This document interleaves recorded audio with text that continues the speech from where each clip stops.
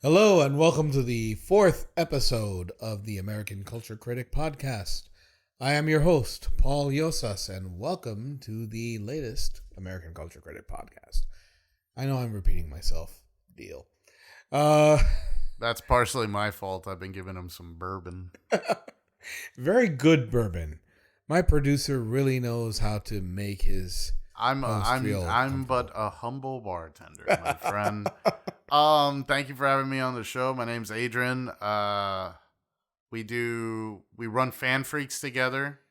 You're pretty much the most active admin on Fan Freaks now. I also do a podcast with George Bone King, who wants to be on the show as soon as he's available, and I think I would love to have him. I think the perfect thing for all three of us would be Twin Peaks. Goddamn right. We need to do that Twin Peaks, and I think this is the show for it. The bubblegum you like is back in style again. You remind me today of a small Mexican chihuahua. We love Lynch here. Anyway, I think we need to talk. What have you watched lately? This is your show. This is kind of like where you review things. What have you been watching lately, Paul? Well, before I go into that, I just want to tell everybody this is going to be more of a fireside chat type of episode.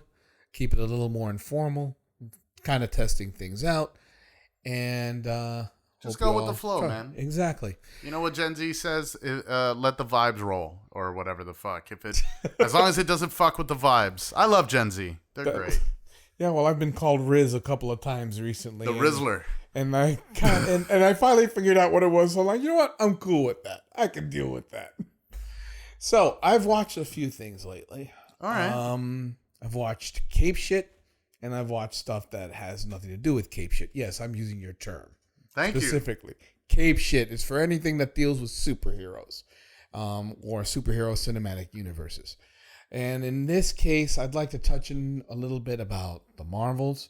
I'd like to touch in a little bit about Blue Beetle as well. You saw the Marvels. Yes, I saw the Marvels, and it doesn't really deserve all the hate that it's getting. Now, may I ask? I haven't watched the Marvels. I'm pretty out of it in terms of the MCU. By choice. Thank you. I do have this question. Sure. Did you watch the Miss Marvel show? Yes. And you watched, obviously, WandaVision? Yes. And you also saw the Captain Marvel solo movie? Yes.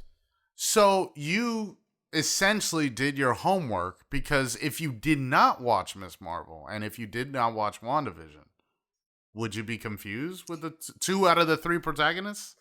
I assume all three are protagonists. Yes, but they give enough information about their backstory within the movie that you get a good idea of where they're at, where they're going. You're not going to get the full thing. Right. You know, we got to keep this moving. Yeah. And that's the thing about that film. That film just, it throws the ball up in the air and it stays in the air. There's really very little in terms of dead space. It just keeps going. And it helps if you know where the characters are coming from, but they give you enough of the interpersonal relationships that exist or are starting to exist that it carries you along. And that's a major strength of the film. Now, one of the things I wanted to ask you overall, how are the effects? Because lately, Marvel's effects have been, to quote you, because you say this a couple times, diminishing returns. Like, there are some things that I've been seeing lately where, yeah, maybe the visual effects people need a union. Did you read an article that came out by one of the visual effects supervisors from The Flash? The Flash, no. I'll encapsulate it like this. His TikTok explanation about the film was, to put succinctly, if it looks like it was done in a week, it's because it was. And it does. I mean, there's some effects. I think one we watched on the topic of Cape Shit, one we watched, Blue Beetle. Mm-hmm. That third act has, especially when Jaime reunites with you know who, I guffawed laughing. Yes, I know. Adrian actually sent me a text message with video of him laughing at the ludicrousness of the special effects from that final scene. In Blue Beetle. I haven't seen the Marvels yet. I don't think I will. Blue Beetle, I just had to because... The effects on that film are convincing enough. Yeah, the suit's great. Mm-hmm. I'm going to say this right now. That suit is way better than it has any right to be. And believe it or not, Brie Larson is actually the most comfortable she's been in. Oh, I thought we were still talking about Blue Beetle. Well, no, we'll go back. We'll go back into Blue Beetle for a moment. The suit for Blue. I mean, we'll go back to the Marvels in a moment. Blue Beetle, the suit was actually very convincing. Dude, so good. And Zolo, I don't know how to pronounce his name. Zolo, the X is silent. The kid from Cobra Kai, who's Jaime. Yes. Amazing. He's Jaime. He nailed it. Whoever the fuck had any apprehension, he nailed it. Like, that's Jaime. That being said, Susan Sarandon couldn't give a fuck. She couldn't give a shit. She couldn't give a shit. Did you like the Iron Man kind of story arc where it's the negative version of him? Yeah.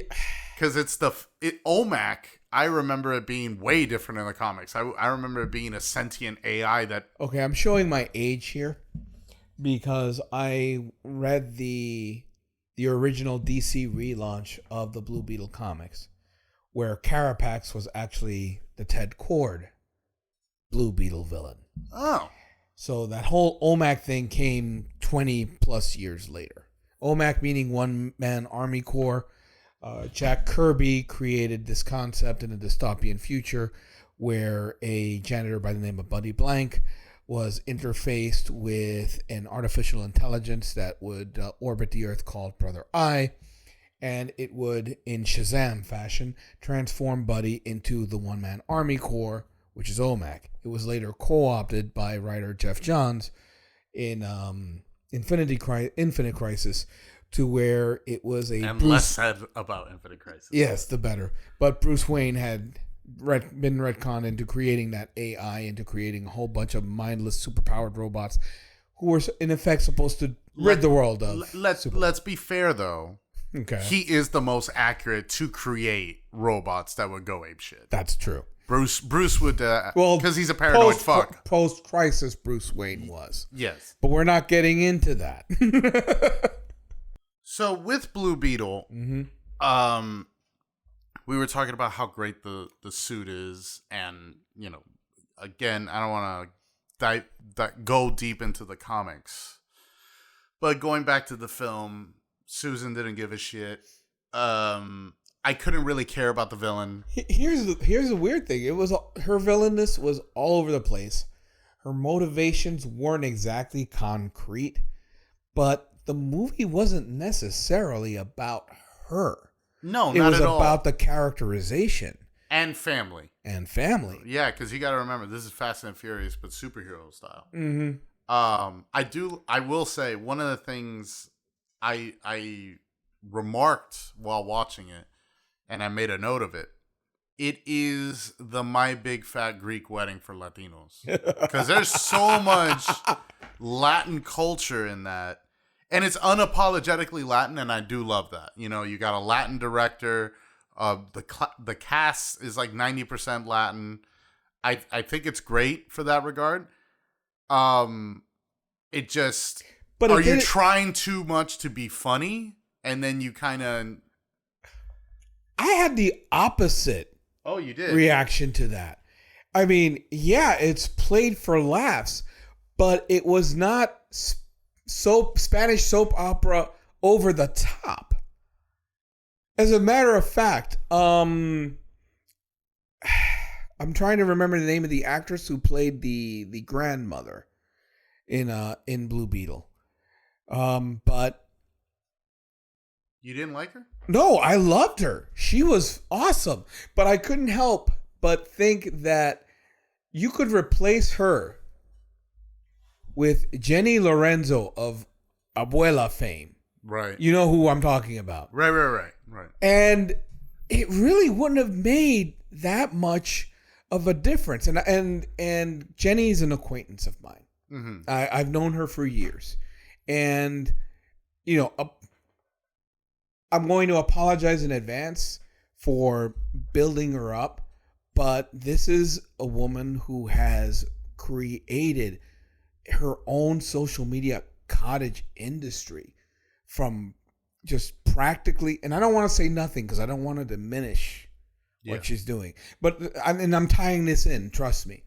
But Jenny's managed to take her experiences with her own grandparents and turn them into her own full-blown character that has led to product endorsements and voiceover work. And if you see her character of Abuela, yeah, she plays it for laughs. She plays it as though it were a Hispanic version of Mama's Family. But she could have easily melded with the character of the grandmother in Blue Beetle, and it still would have worked.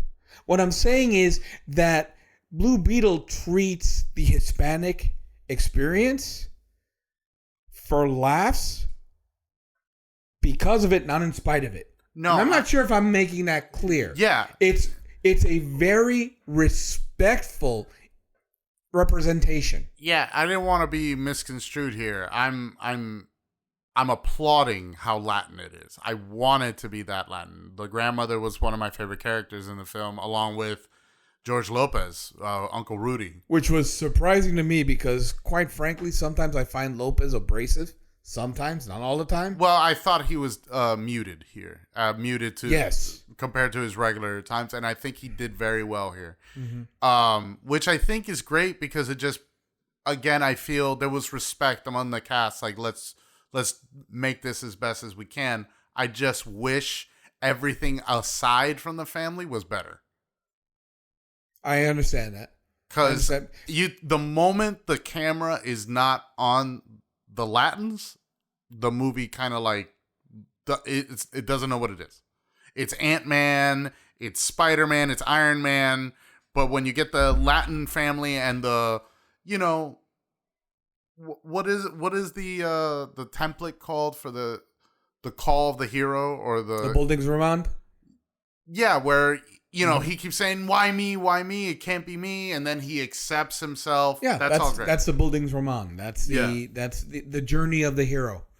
And that's this. The movie is not about the Scarab. No. The movie is not about Victoria Cord.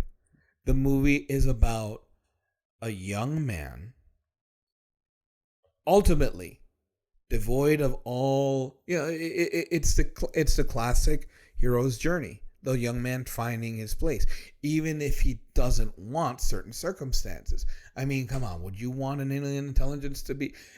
Would you want to be an alien in this country, wanting an alien intelligence to be merging with you? Exactly. Okay. And there's a lot of alien imagery and parallels and symbolism going on in this film. Yeah. And whether or not it went up his ass. But you had a good time with Blue Beetle. Yeah. You had a good time with the Marvels? The Marvels? I'm sorry, and it's going to go into a greater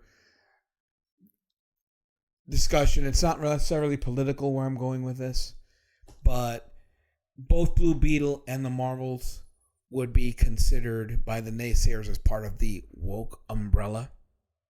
Right. And especially the Marvels, because there really isn't any strong cis white male presence in this film. Okay. The three leads are female, interracial.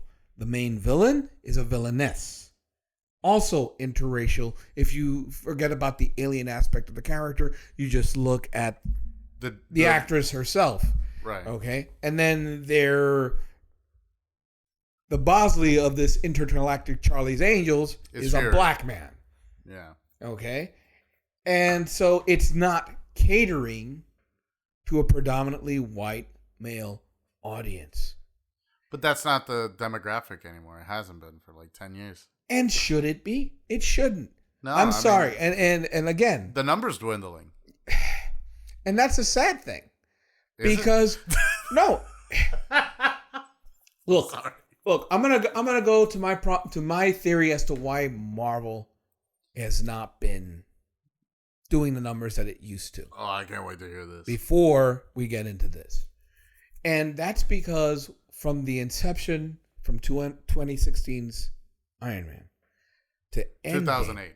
Was it 2008? I'm sorry. Yes, you're right. You're absolutely right. 2008's Iron Man. All the way through. I'm not even going to ask for the year for Endgame because it's been a while. See, I can admit when I'm wrong. However rare it may be. Screw off, bro. From 2006's Iron Man all the way to Endgame, you had the building of a universe.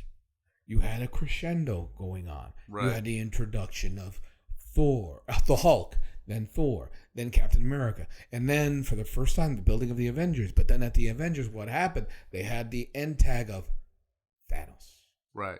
And then all of a sudden the Infinity Stones.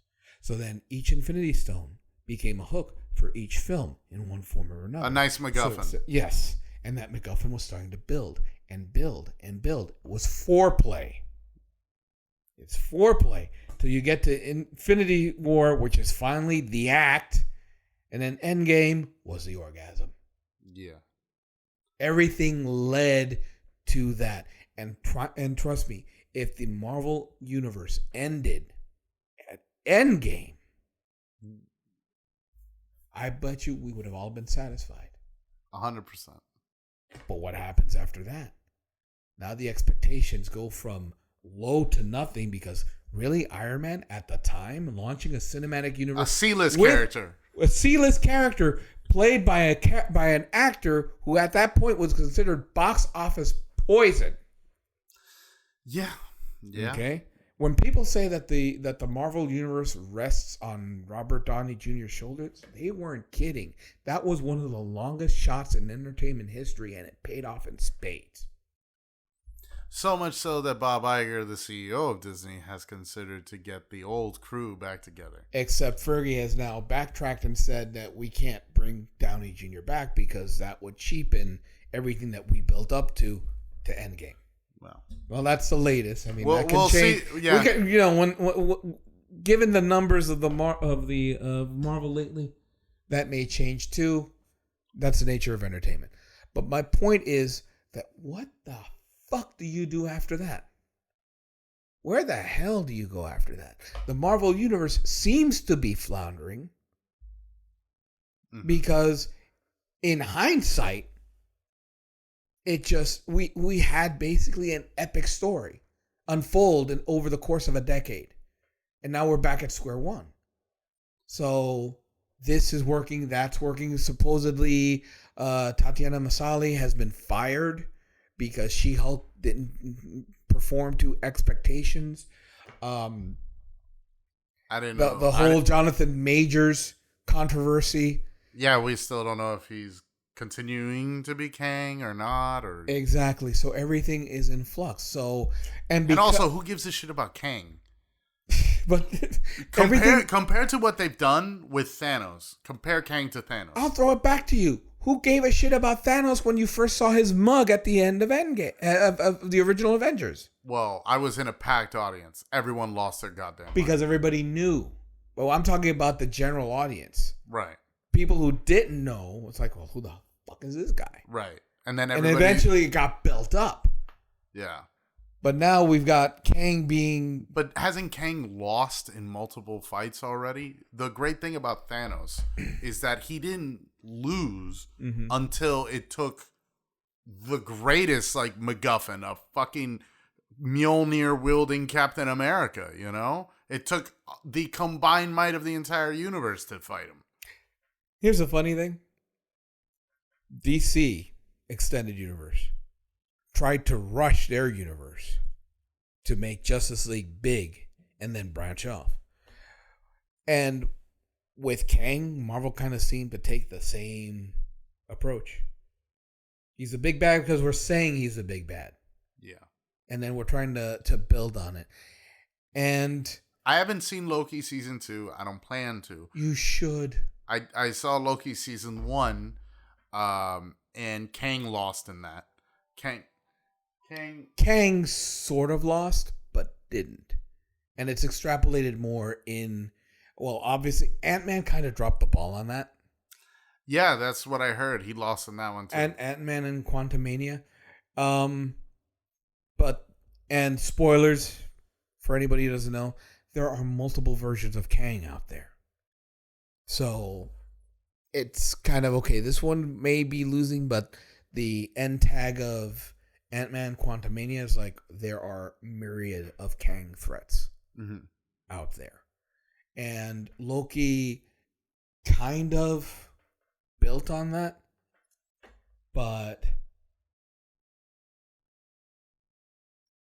And I'm sorry for the pause. I'm trying to really find what I want to say. Loki is a beautiful end to the journey of the character. Right. For me. Because, and the beginning of season 2 is kind of weak.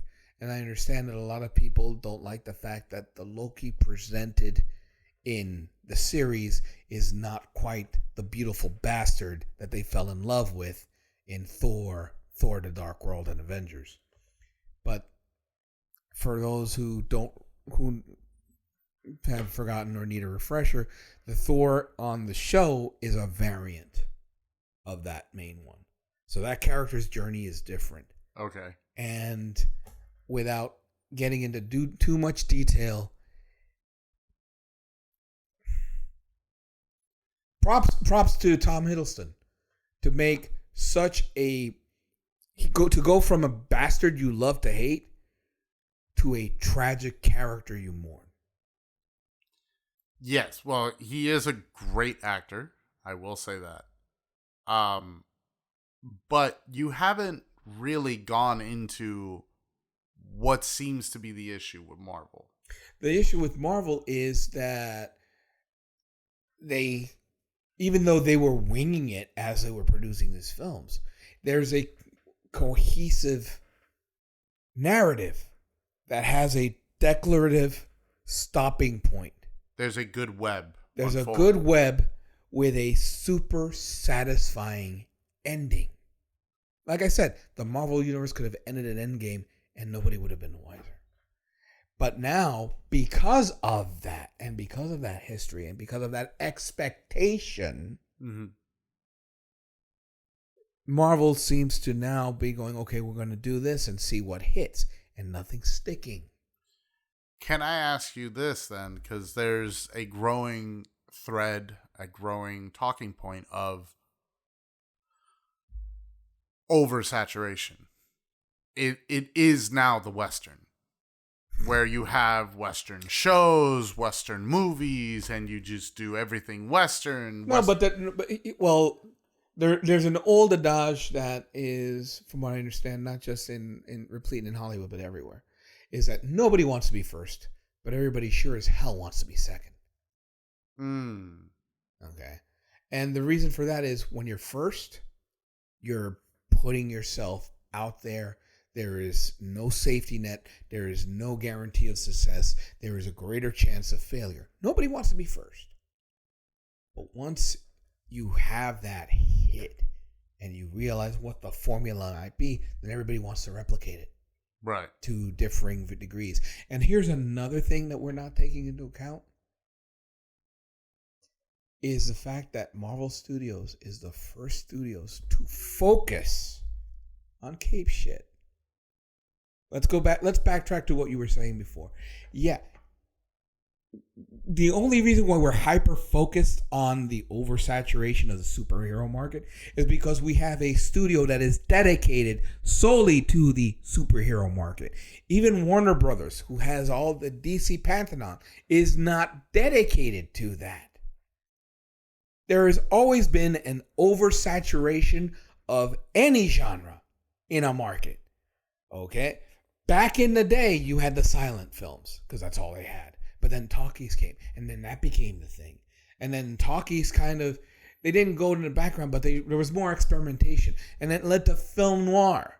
And then you had nothing but film noir once that took off. And 50 sci-fi of the nuclear threat, monsters, anything. Right. Horror. And then musicals. Right. Musicals took off, like especially when Technicolor came in. Technicolor was the boon of the industry. Until finally then the neo-German movement, Fellini and such, and then that led to the whole rom-coms and romantic comedies of the 60s, and then that led to the realism of the 70s. We didn't see a toilet until like what, 1970, 1971, something like that. No, excuse me, Hitchcock. So that would have been Psycho. That was in the late 60s. But what I'm saying is, once something hit, we started getting more of the same. And then that market started getting oversaturated. And then when Jaws came out in the mid-70s, forget it. Realism to the side, because now we needed the blockbuster. Star Wars blew that whole shit up. Right. Okay. But then things got too serious, and then we got to Halloween, and then Halloween created the whole slasher genre until it became a parody of itself unintentionally. What I'm saying is, these cycles happen. We're just hyper-focused because we have one studio whose output is nothing but that. And Marvel was not always a superhero company. It was known as Timely Comics before. And when superheroes fell out of fashion, they went into comics with the Rawhide Kid, Kid Colt Outlaw, the Two Gun Kid. And they were westerns, and they were young romance. Jack Kirby pushed, so many romance comics back in the day, because of the Comics Code Authority and stuff. Right. And then I'm digressing and I'm going down a rabbit hole. But what I'm saying is, we've always had this. We've always had an oversaturation of this genre or that genre. The police procedurals, detectives.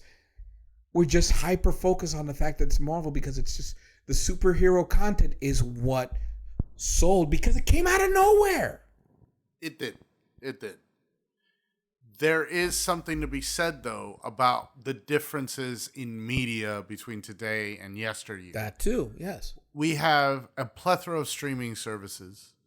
Disney owns two of them, Disney Plus and Hulu. Mm-hmm. And at one point, they had content on 3 services, if you include Netflix with the Daredevil and those shows. Yes. And now, they're putting it all under one umbrella. But you have them coming out with this. They were making 3-4 movies a year. Next year, I'm very surprised to say we only have one MCU film, and it's Deadpool 3. Mm-hmm. We have 5 movies of Cape shit next year. 4 of them are Sony. My God, who thought Sony could deal with being a film company? No, what? And then they're also doing Ghostbusters because, Afterlife made some money. Yes. So we got to keep bringing that dead horse. It tapped into nostalgia respectfully. I will say that about Ghostbusters Afterlife. Mm. It was very respectful, and it advanced the story for a new generation. Do we need another Ghostbusters? That's up in the air. But then do we need any form of entertainment other than the fact that we need to be entertained? My biggest not concern, but my biggest thought really is whether or not Aquaman's gonna, no pun intended, tank. Because DC tried to have everything interconnected, but with the blow up behind the scenes at Warner Brothers. Warner's just a shit show. David Zaslav is a terrible CEO. Mm-hmm. Telling people now that it took a tremendous amount of courage to cancel fully completed films. Especially one which was anticipated because... The Flash came out. You mean to tell me Batgirl was worse than The Flash? Because... The Flash. I gave it a fair to middling review on the American Culture Critic blog, AmericanCultureCritic.com, for those of you who don't know. But the screening I saw, because I saw an advanced screening, I was told that the film wasn't quite finished, which led me to believe that the special effects were going to be fine-tuned. I mean, no, the only thing, spoiler alert, the only thing that was omitted from that screening was George Clooney's surprise cameo as Bruce Wayne. Other than that, what we got was what we got in the film theater, and that was disappointing as hell. Again, if it looks like we only had a week to do it, we did. They literally had a week to do it.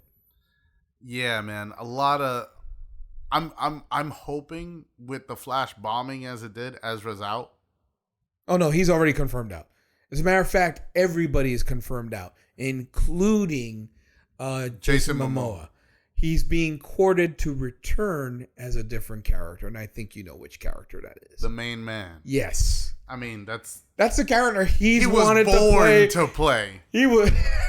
Are you kidding me? It's him. I'm not sure if he was born to play it, but I know it's tailor-made for him. Yeah. His look practically screams it. Yeah. 100%. Okay? Aquaman is essentially Lobo underwater.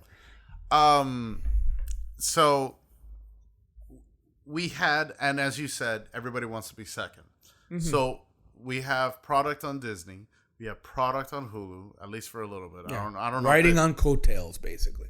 And then Warner releases some stuff on Max with the Harley Quinn show, which is good. Mm-hmm. But then it also does Titans, which is terrible. Oh, Titans was a Doom Patrol, good. Yes.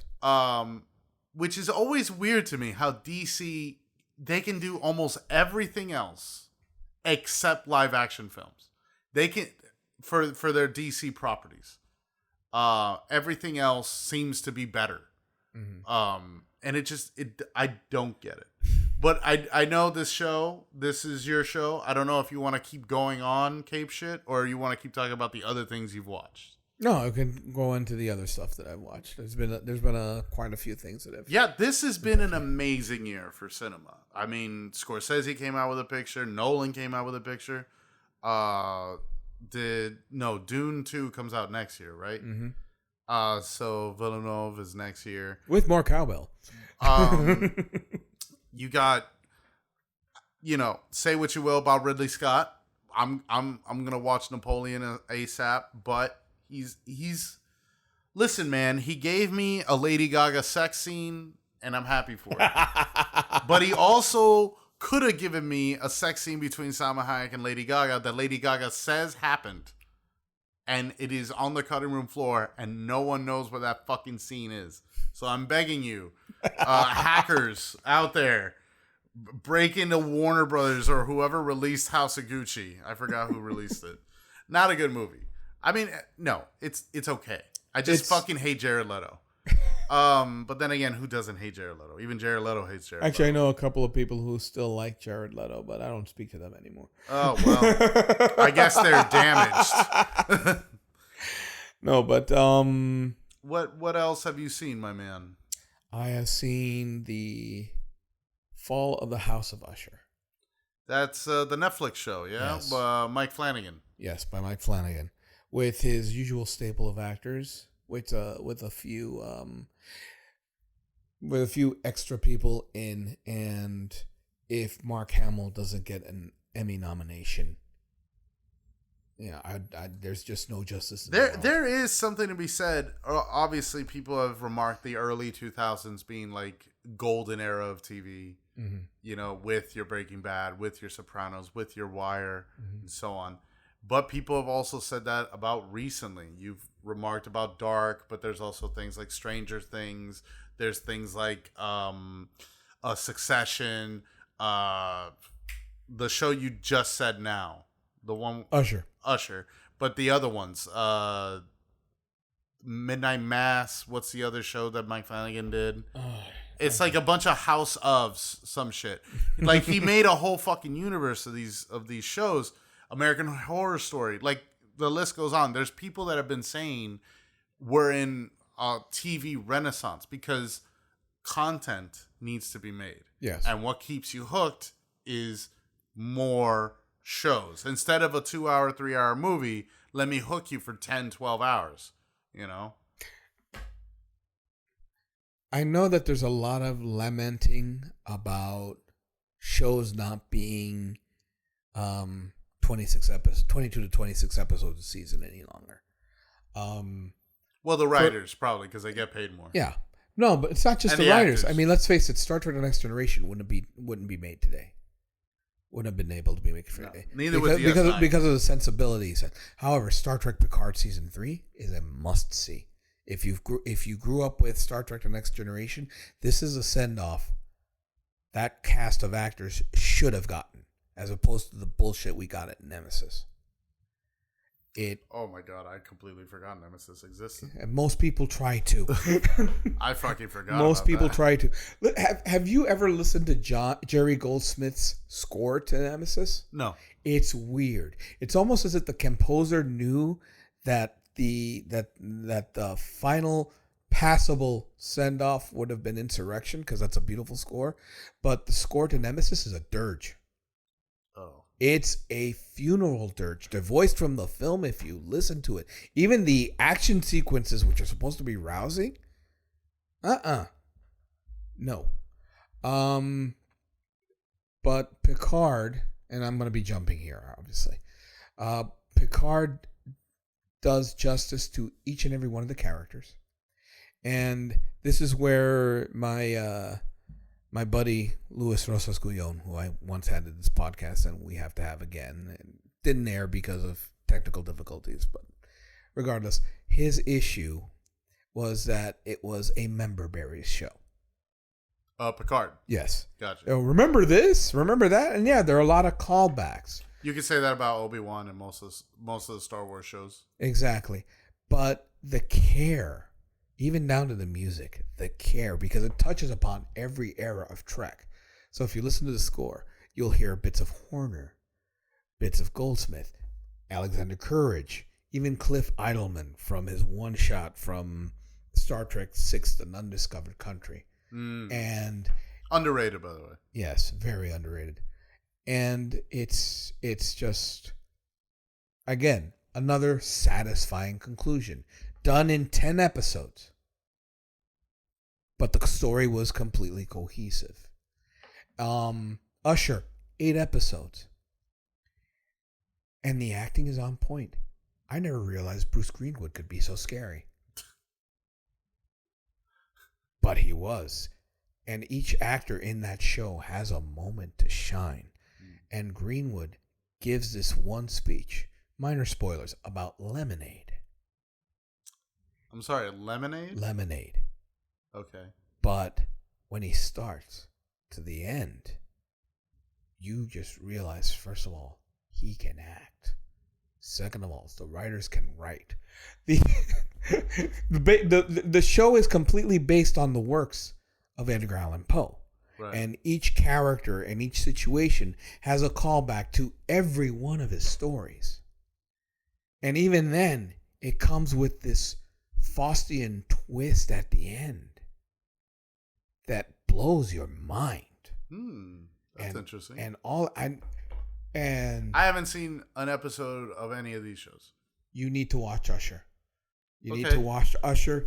But aren't they all connected? Don't I have to watch them from like the very beginning or whatever? You can watch Usher, and you have to watch Usher from the beginning to end. Period.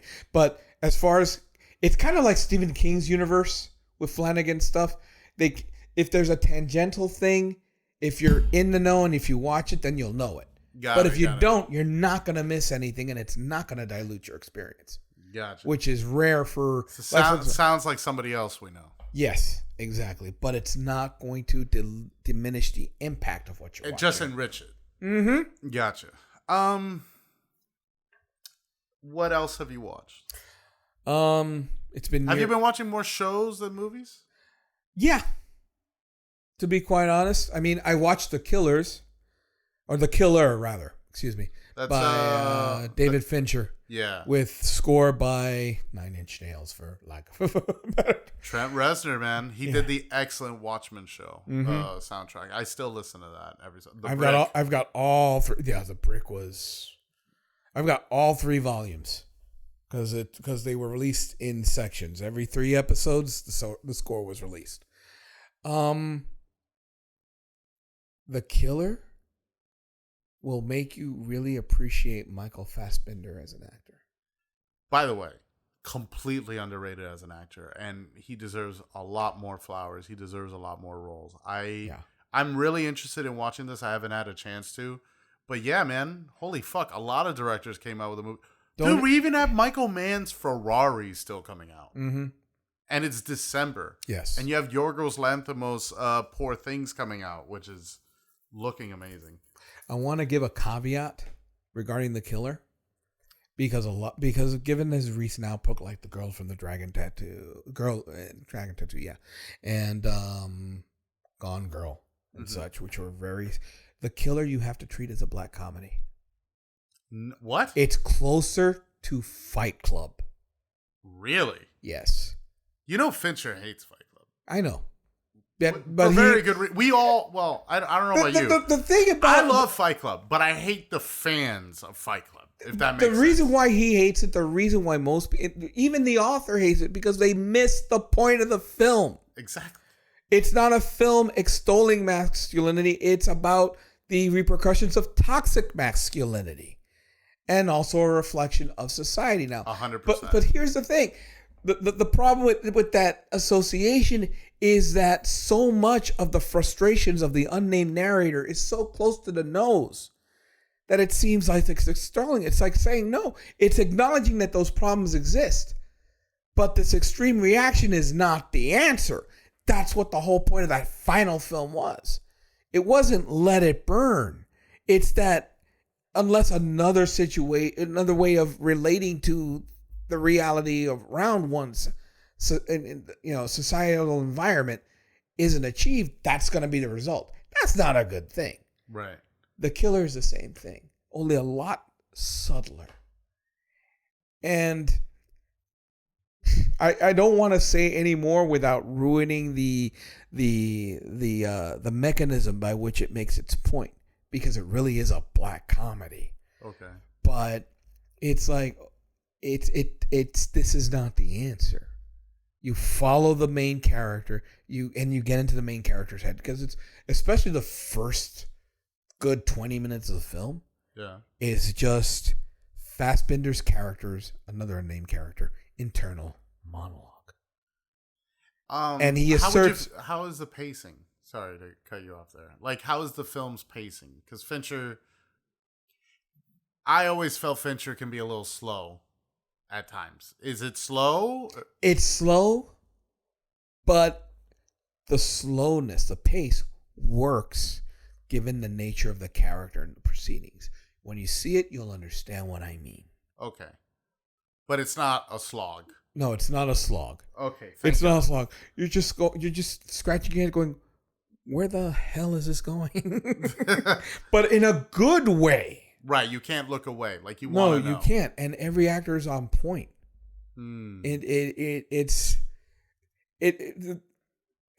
Again, because he has dealt with more straightforward, serious fare. Mm-hmm. The fact that it's closer to dark comedy can be lost because it's subtle. But if you listen to the character's internal dialogue and then compare it to what's actually going on screen, then you realize, oh, okay, this is definitely a clusterfuck of errors. Would you consider doing a more in-depth review on The Killer, or is it like not warranting it? I would, and it'll probably appear on the blog. I would have to watch it again if I really want to really pick apart what I'm talking about. Gotcha. But if we could, I'd probably watch it with you because I'm down to watch it. Okay, cool. Another film that I saw recently was Killers of the Flower Moon. Amazing picture. It is such a difficult picture to quantify though, because you could argue it's both Scorsese's best and least Scorsese film of all. I can agree with that. It's his best, but it's also not like the traditional camera movements that he does. They're not here. Mm-mm. This is such a Well, this is such think a, about it. This is such a difference. He's telling a different story than he's ever really told before. He's never had this. He's never done something like this. I think. And You're more versed in his filmography than I am, but I've never seen him tackle a mystery like this. Because at its heart, it is. Yeah. Well, it is and it isn't. Because to quote him, it's not a whodunit, it's who didn't. Who didn't, exactly. And it's not filled with his hallmarks. Mm-hmm. But by the same token, and we've had a discussion in private regarding the pacing. I felt it didn't necessarily need to be 3 hours, and your response was, well, where would you cut? Yeah. I mean, and I have to grant you that. I mean, I don't know what to cut, but I agree with that feeling. There's certain dialogue that could have been cut, but can you imagine? I'm not sure if you knew this, but behind the scenes, and it's been reported that DiCaprio would go off on his trademark ad-libbing to the point where both Scorsese and De Niro, who both worked with him in the past, started rolling their eyes and said, no, we don't need that. Right. We don't need that. They actually had to rein him in to try to keep the cut that it is. And it's an insidious film because more than any other. And we've talked about having a discussion with I forget his last name, but Ricky. Oh, yeah. Well, he's Cardo. Ricky Cardo, because he's a cinephile, and I wanted to touch about the progression of what I call the Mafia trilogy unofficially for Scorsese. You know, with Goodfellas and then Casino, the unofficial sequel. Yes, and then The Irishman, and seeing where his sensibilities regarding evil lie. Right. But in each film, there's always a sense of banality. And by I mean that is how commonplace it is. Okay? Yeah, back when Coppola did The Godfather, it was shocking how banal that seemed to be within that realm of that world in the finale. Right.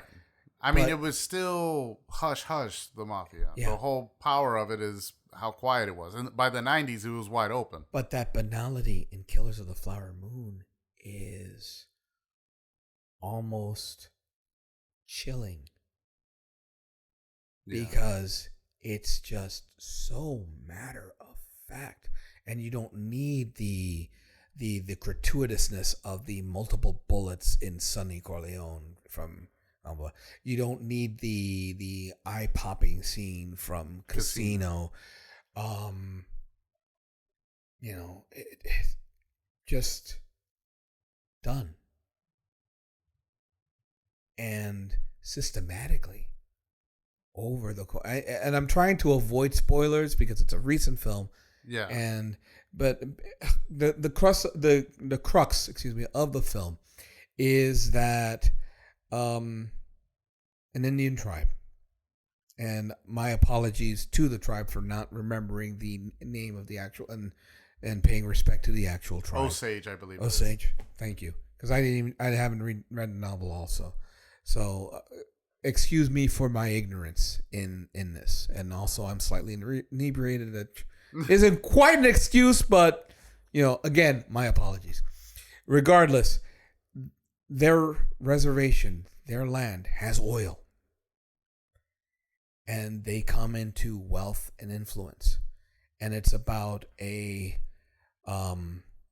group of white people who try to systematically, over the course of years, try to take that land and the wealth.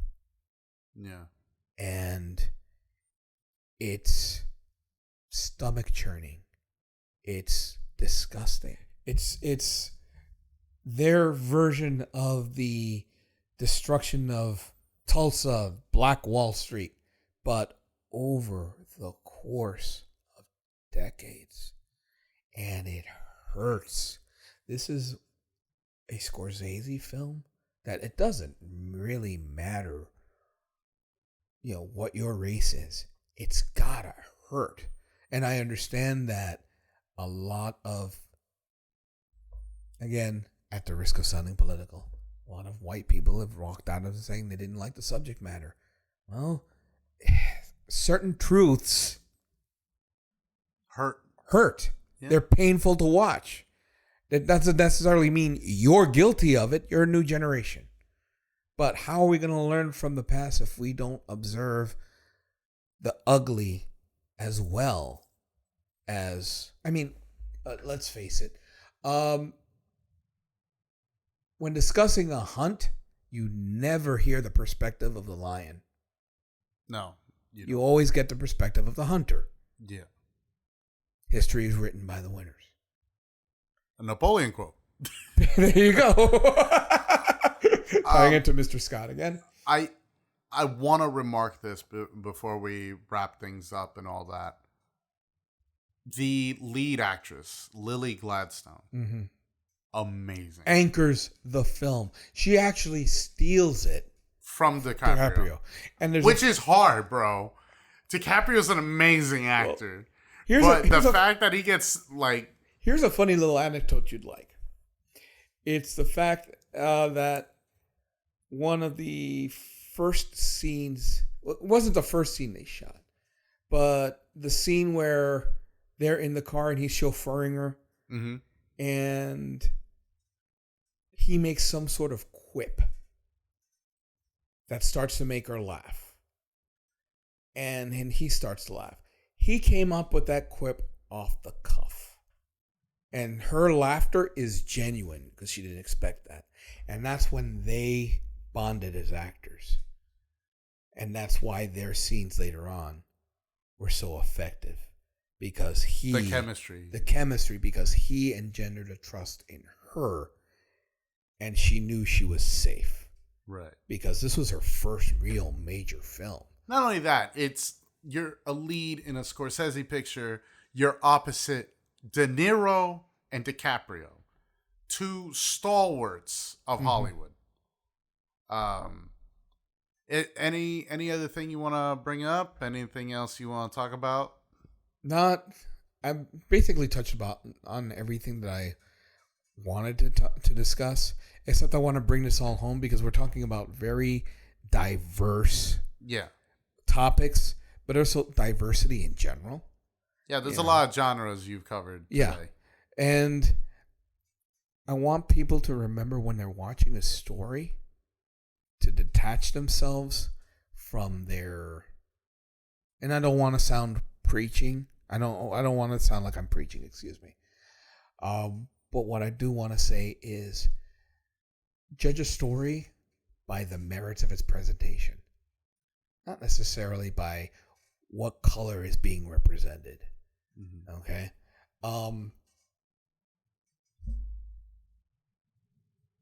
Telling the same old story about the same old class or such. Another quote that I want to put in, there's a difference between stagnation and death. And that's 6 feet.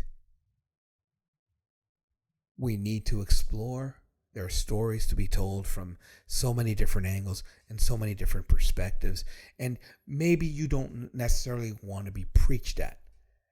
And a lot of these films and shows that we've discussed today, they don't preach. The Marvels doesn't preach. The Marvels about 3 individuals who happen to be female and happen to be of different cultures. Right. Bonding in an adventure and learning friendship and sisterhood. And the actress's name right now is escaping me. Iman Ramani, the Miss Marvel. Oh my gosh, that girl's a treasure. Because if you ever wanted to recapture the magic of wanting to be a superhero when you were a kid, it's watching her. She encapsulates it, bro. She carried Miss Marvel on her shoulders, and I don't care what you say. That show was entertaining, and she was beguiling. and she anchors this film. She makes Brie Larson's Captain Marvel seem human. And if you saw Captain Marvel, sorry. I did. Good. That's the reaction I wanted to get. I can't believe that shit made $1 billion. But then again, Avatar 2 made $1 billion. And Jimmy Cameron's still making pictures. He's making three more avatars. That's a whole other podcast. But what I'm saying is, give the stuff that I've reviewed. If I'm extolling it, it's because they've touched me in some way, in a way that's worth the watch. You will be entertained because I'm getting too old to waste my time on something that ain't gonna entertain me. Damn right. I mean, and we didn't even touch on Dark, and that's a whole other podcast in and of itself. It's practically the German Twin Peaks. So all I got from what, your little diatribe right there at the end, you just want Brie Larson to touch you.